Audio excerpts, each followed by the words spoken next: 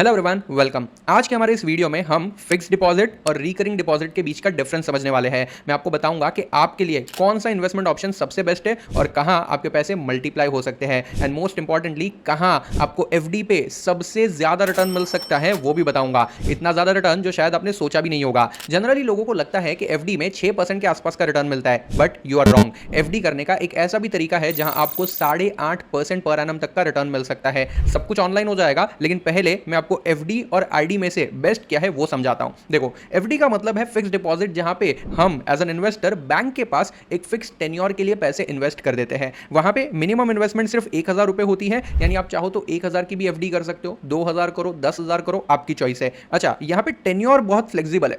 आप किसी भी बैंक में चले जाओ, आप एसबीआई में चले जाओ, आईसीआईसीआई में चले जाओ, एचडीएफसी में चले जाओ, वहां पर एफडी करने के लिए आपको अलग अलग टेन्योर्स मिलेंगे। मिनिमम 7 डेज की आप एफडी कर सकते हो और मैक्सिमम आप 10 ईयर्स तक की एफडी कर सकते हो। मतलब मान लेते हैं कि मेरे पास 10 लाख रुपए पड़े हैं, अब मुझे वो पैसे अगले 2 महीने के लिए इन्वेस्ट करने हैं। तो 2 महीने के लिए मैं स्टॉक मार्केट में तो पैसे लगा नहीं सकता, क्योंकि स्टॉक मार्केट रिस्की है, वॉलेटाइल है, पता नहीं 2 महीने बाद मार्केट की क्या सिचुएशन होगी। हो सकता है प्रॉफिट भी हो जाए, लेकिन हो सकता है लॉस भी हो जाए। इसीलिए अगर मुझे मेरा पैसा सेफ रखना है, सिक्योर्ड रखना है और उस पर फिक्स रिटर्न बनाना है ना, तो एफडी सबसे बेस्ट ऑप्शन है। मैं बैंक में जाऊंगा, 2 महीने की एफडी का जो भी इंटरेस्ट रेट होगा ना, उस हिसाब से इन्वेस्टमेंट कर दूंगा। सिंपल है। अच्छा, अगर मान लेते हैं कि किसी को ऐसा लग रहा है कि ये पैसे सेविंग अकाउंट में ही पड़े रहने देते हैं। देखो यार, सेविंग अकाउंट में ना पैसे 2 से 3% का इंटरेस्ट बना पाते हैं। कुछ सेविंग अकाउंट है जिसमें आपको 3.5 या 4% का इंटरेस्ट मिलता है, लेकिन एफडी में आपको 8% पर एनम तक का इंटरेस्ट मिलता है। इसीलिए अगर आपके पास कोई भी आइडियल कैश पड़ा है जिसकी जरूरत आपको 3-4 महीने बाद है, या शायद आप लॉन्ग टर्म के लिए इन्वेस्ट करना चाहते हो, एफडी सबसे बेस्ट है। लेकिन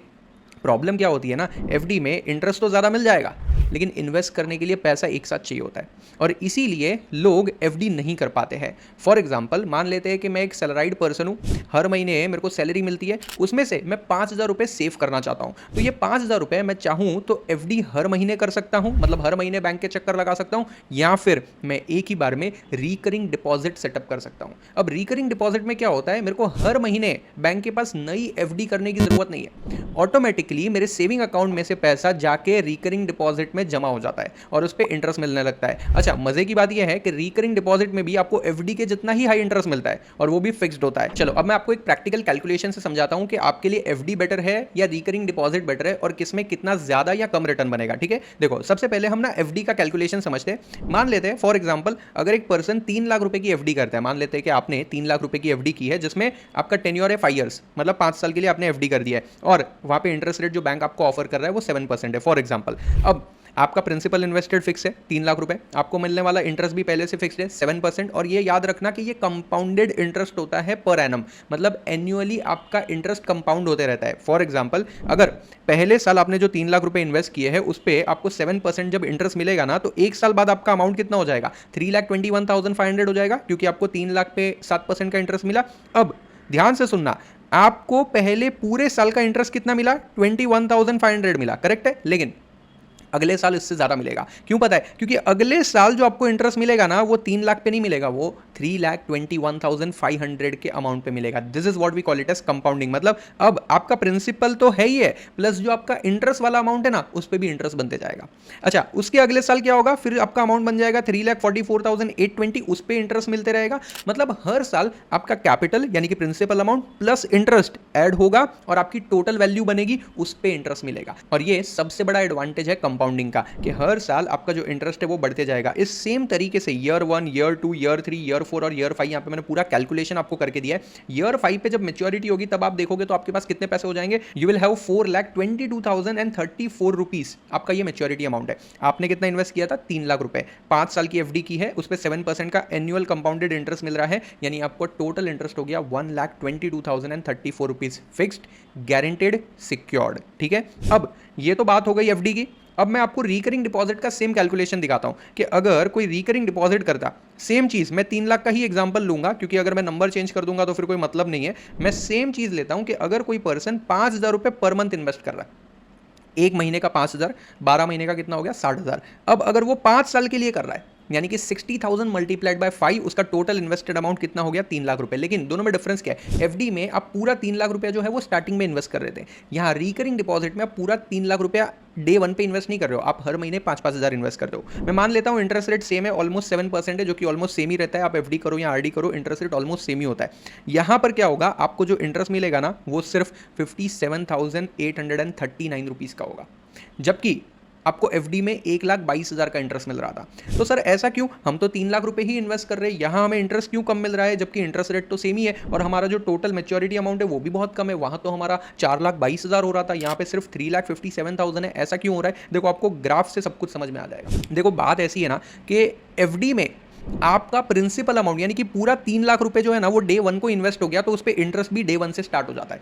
तो जाहिर सी बात है कि अमाउंट बड़ा है तो इंटरेस्ट भी बड़ा बनेगा। लेकिन रिकरिंग डिपॉजिट में ऐसा नहीं होता है, क्योंकि रिकरिंग डिपॉजिट में डे वन को तो आप सिर्फ 5,000 रुपये ही डाल रहे हो, तो पहले महीने आपका सिर्फ और सिर्फ 5,000 पे ही इंटरेस्ट कैलकुलेट होता है। फिर अगले महीने और 5,000 रुपये आप इन्वेस्ट करते हो तो अगले महीने आपको 10,000 पे इंटरेस्ट मिलता है, फिर अगले महीने 15,000 पे, फिर अगले महीने 20,000 पे। ऐसे करते करते धीमे धीमे आपका कैपिटल बढ़ रहा होता है, यानी कि प्रिंसिपल अमाउंट स्लोली बढ़ता है, इसीलिए उस पर इंटरेस्ट भी स्लोली बढ़ते जाता है। सो पॉइंट बहुत क्लियर है। रिकरिंग डिपॉजिट जो है वो भी एक अच्छा ऑप्शन है, क्योंकि यहां पर भी आपको सेफ्टी, गारंटेड रिटर्न और एक अच्छा फिक्स रिटर्न मिल जाता है। लेकिन अगर दोनों का कंपैरिजन करें तो कंपैरिजन एकदम क्लियर है। आप एफडी में जब 3 लाख रुपए इन्वेस्ट करते हो, 5 साल का लॉक इन लेते हो और 7% का इंटरेस्ट अज्यूम करते हैं, तो आपको 1,22,000 का इंटरेस्ट मिल जाता है, जबकि आरडी में आपको सिर्फ 57,839 का इंटरेस्ट मिलता है। ये इंटरेस्ट का डिफरेंस क्यों होता है वो भी मैंने आपको समझा दिया है। लेकिन ज्यादातर लोग एफडी करने से पहले प्रॉपर रिसर्च नहीं करते हैं। अपने घर के बाजू में जो भी बैंक है या जिसमें भी उनका अकाउंट है ना, वहीं पर एफडी कर देते हैं, और ये बिल्कुल ही गलत अप्रोच है। मार्केट में 8.50% पर एनम इंटरेस्ट वाली एफडी भी अवेलेबल है, फिर भी आप 6-7% वाली एफडी कर रहे हो ना, तो आप एक्चुअली में अपॉर्चुनिटी लूज कर रहे हो। और सबसे इंपॉर्टेंट चीज, जब भी आप एफडी या आरडी करते हो तो रैंडमली किसी भी टेन्योर के लिए मत करो, अपने फाइनेंशियल गोल्स के अकॉर्डिंग टेन्योर को सिलेक्ट करो। फॉर एग्जांपल, अगर आपको 3 साल बाद घर खरीदना है तो एफडी 3 साल के लिए ही करो। हाई इंटरेस्ट की लालच में आकर 5 साल की एफडी मत करो, वरना टेन्योर खत्म होने से पहले एफडी ब्रेक करने पर आपको पेनल्टी भी लग सकती है। एक सबसे इंपॉर्टेंट रूल याद रखना, अपने पोर्टफोलियो का एक छोटा सा हिस्सा हमेशा एफडी या आरडी में रखने से आप एडिशनल रिटर्न भी बना सकते हो। फॉर एग्जांपल, अगर कभी मार्केट में डिप आती है और अच्छी अपॉर्चुनिटी अवेलेबल हो तो आप एफडी के पैसों को यूज कर सकते हो, उस डिप का फायदा भी उठा सकते हो। आपका क्वेश्चन यही होगा कि सर मैं एफडी करूं कि आरडी करूं? देखो, मैं आपको सिंपल आंसर देता हूं। अगर आपके पास एक लमसम अमाउंट है, 10 लाख रुपए, 5 लाख रुपए, 2 लाख रुपए, तो आप एफडी कर दो। लेकिन अगर आपके पास लमसम अमाउंट नहीं है, आपको हर महीने थोड़ा थोड़ा पैसा इन्वेस्ट करना है, तो उसको सेविंग अकाउंट में रख के बड़ा पैसा होने का वेट मत करो। बेटर यही है कि उसको रिकरिंग डिपॉजिट में इन्वेस्ट कर दो। एटलीस्ट जितना पैसा आप इन्वेस्ट करते जा रहे हो उस पर रिटर्न बनना स्टार्ट हो जाएगा। Clear everyone? अब आप पैसे इन्वेस्ट कहां कर सकते हो मैं आपको बताता हूं। देखो, एफडी करना है या आरडी करना है, आपके पास मल्टीपल ऑप्शन है, और मैं आपको वो भी बताऊंगा कि सबसे हाई रेट ऑफ इंटरेस्ट कैसे मिलेगा। घर बैठे बैठे आप एफडी या आरडी कैसे बुक कर सकते हो वो भी बताऊंगा। आप कोई भी पब्लिक सेक्टर बैंक में जा सकते हो, SBI, PNB, bank of Baroda, कहीं भी। यहां पे सबसे बड़ा एडवांटेज ये है कि डीआईसी-जीसी का कवर होता है, जहां पे 5 लाख रुपए की कंप्लीट इंश्योरेंस मिलती है, यानी अगर वो बैंक उड़ भी जाती है ना तो भी आपका पैसा सेफ है। ठीक है? लेकिन अब आप ये सोच सकते हो कि सर अगर मैं 10 लाख रुपए की एफडी करूंगा तो सेफ होगा क्या? वेल, अगर आपने 10 लाख रुपए की एफडी की है एक पर्सन के नाम पे किसी एक पर्टिकुलर बैंक में, तो सिर्फ 5 लाख रुपए का इंश्योरेंस है, बाकी के 5 लाख का इंश्योरेंस नहीं है। यानी अगर वो बैंक उड़ गई तो आरबीआई आपको सिर्फ 5 लाख रुपए देगा। डीआईसी-जीसी का इंश्योरेंस है, उसके अंदर में आपको सिर्फ 5 लाख का कवरेज होगा, बाकी 5 लाख रिस्क है। तो सर इसका कोई बेटर ऑप्शन है क्या? यस है। आप क्या करो, 2 अलग अलग बैंक में 5-5 लाख की एफडी कर दो, तो दोनों बैंक में आपके 5-5 लाख रुपए जो है वो टोटली इंश्योर्ड है। मतलब अगर दोनों बैंक उड़ गई तो आपको दोनों बैंक की तरफ से 5-5 लाख रुपए मिल जाएंगे, आरबीआई आपको पे ऑफ कर देगा। So this is a good strategy that if you want to invest larger amount in your FD, then you have to diversify, you have to split the amount. Clear?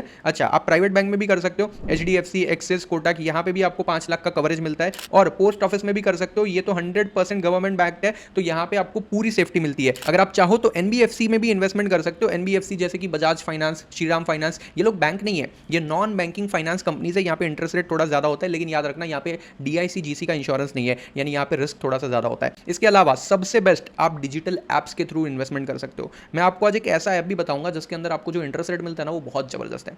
मतलब मैं personally ये prefer करता हूँ कि अगर मेरे को FD करनी ही है ना तो मैं बैंक तक धक्का क्यों खाऊं, मैं क्यों ना बैंक को ही मेरे घर बुला लूँ। क्या बात कर रहे हो सर, क्या 10,000 रुपये की एफडी के लिए या 50,000 रुपये की एफडी के लिए बैंक वाला घर पे आएगा? वेल वैसे तो नहीं आएगा, लेकिन आप ऑनलाइन ये एफडी बुक कर सकते हो और यहाँ आपका पैसा सीधा उस बैंक में एफडी होता है, आपको एफडी सर्टिफिकेट भी आ जाता है और आप पोर्टफोलियो में ट्रैक भी कर सकते हो कि आपको कितना इंटरेस्ट मिल रहा है, कब मिलने वाला है, कब मैच्योरिटी होने वाली है, सब कुछ। उसके लिए stable money one of the best app है, मैं पर्सनली भी यही यूज करता हूं। देखो मैं आपको स्टेप बाय स्टेप बताता हूं। ऐप ओपन करने पर यहाँ पे आपको एफडी का सेक्शन मिल जाता है। एफडी सेक्शन के अंदर आप फिक्स डिपॉजिट कर सकते हो।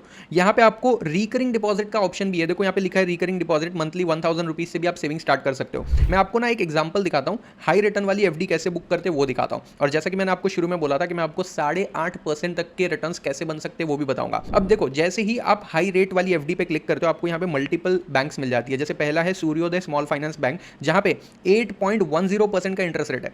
दूसरा शिवालिक स्मॉल फाइनेंस बैंक जहां पे 7.80% का इंटरेस्ट है।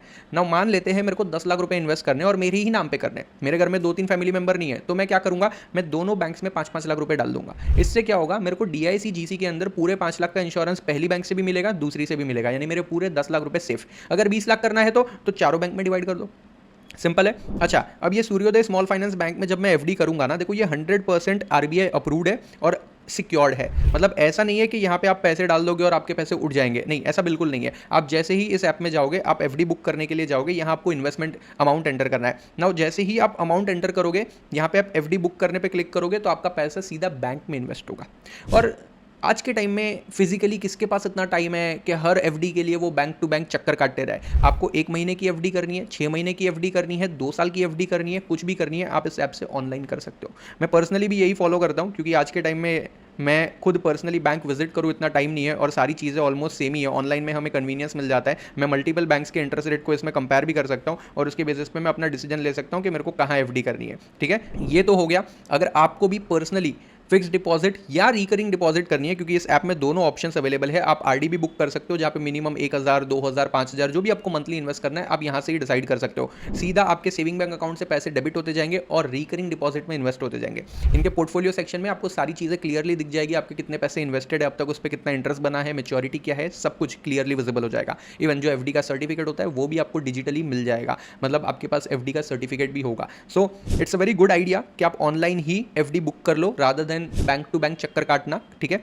अब सबसे इंपॉर्टेंट चीज जो कोई बात नहीं करता है कि एफडी के इंटरेस्ट पे टैक्स कैसे लगता है, क्योंकि ये बहुत जरूरी है। देखो जब आप इंटरेस्ट इनकम अर्न करते हो ना, चाहे वो एफडी के इंटरेस्ट से हो या रिकरिंग डिपॉजिट के इंटरेस्ट से हो, उसको अदर इनकम कंसीडर किया जाता है। अदर इनकम के अंदर क्या होता है कि आपका जो टैक्स स्लैब होता है, मतलब आपका जो स्लैब रेट है उसके हिसाब से टैक्स लगता है। वो 5% हो सकता है, 20 हो सकता है, 30 हो सकता है, वॉटेवर जितनी आपकी इनकम है उसके ऊपर डिपेंड करता है। अब क्या होता है कि जब भी आप एफडी करते हो ना तो उस पर मिलने वाला इंटरेस्ट जो होता है उस पर टीडीएस लगता है। ठीक है, लेकिन ये टीडीएस का जो रेट है वो 10% है। मतलब मान लेते हैं मैंने 10 लाख रुपए की एफडी की, फॉर एग्जांपल हाइपोथेटिकली, मेरे को बैंक उस पर मान लेते हैं कि 1 लाख रुपए का इंटरेस्ट पे करने वाला है, तो उसमें से वो 10% यानी कि 10,000 रुपए टीडीएस काट लेगा। ये पैसा गया नहीं है, ये पैसा मेरे बिहाफ पे गवर्नमेंट के पास एज अ टैक्स डिपॉजिट किया गया है। अगर मान लेते कि मेरी इनकम जो है वो टैक्स लिमिट से कम है, मेरे जो बेसिक एग्जाम्पशन लिमिट है उससे कम इनकम है, तो मैं क्या कर सकता हूँ, रिफंड क्लेम कर सकता हूँ। जब मेरा फाइनेंशियल ईयर एंड हो जाएगा, मैं इनकम टैक्स रिटर्न जब फाइल करूंगा तो सीए को बोल दूंगा, उसको बाय डिफॉल्ट वहाँ पे पोर्टल पे दिख जाएगा कि भाई इतना टीडीएस कटा है